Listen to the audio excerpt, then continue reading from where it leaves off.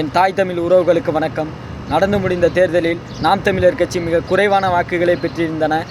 19,72,537 வாக்குகள் மட்டுமே பெற்றிருந்தன. இது இவ்வளவு தூரம் மக்களோடு நின்று பிரச்சாரம் செய்து இவ்வளவு வாக்குகள் தான் பெற்றிருக்கிறது என்று சிலர் கவலைப்பட வேண்டாம். ஏனென்றால் இந்த வாக்குகள் அனைத்தும் நாம் தமிழர் கட்சி பிரச்சாரத்திற்கே செல்லவில்லை என்றாலும் கிடைத்திருக்கக்கூடிய வாக்குகள் தான். ஏனென்றால் இதில் வாக்களித்த அனைவரும் தமிழ் தேசியத்தை பற்றி தெரிந்து கொண்டவரும், அரசியல் அறிவு கொண்டவர்களும், தமிழரின் வீர வரலாற்றை தெரிந்து கொண்டவர்களும், தமிழ் பற்று கொண்டவர்களும் தான் இதில் வாக்களித்த அனைவருமே.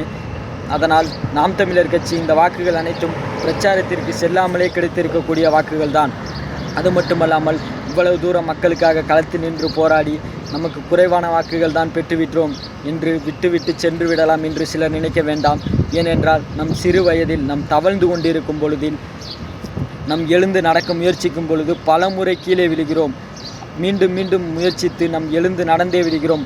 அப்பொழுது விவரம் தெரியாத அப்பொழுதே நாம் எழுந்து நடக்கும் பொழுது இவ்வளவு தூரம் நாம் கற்று தெரிந்து கொண்டு சிந்திக்கும் திறன் கொண்டு இருக்கும் பொழுது நாம் பாதியில் விட்டு செல்லலாமா? அப்படி விட்டு சென்றால் நம் கட்டதன் பயன் என்ன? அதனால் நாம் தமிழர் கட்சி எப்பொழுதும் மக்களுக்காக போராடி கொண்டே தான் இருக்கும். நாம் தமிழர் கட்சிக்கு வாக்களித்த அனைவருக்கும் நன்றி. புரட்சி எப்போதும் வெல்லும். நாளை நமது வெற்றி அதை சொல்லும். நன்றி.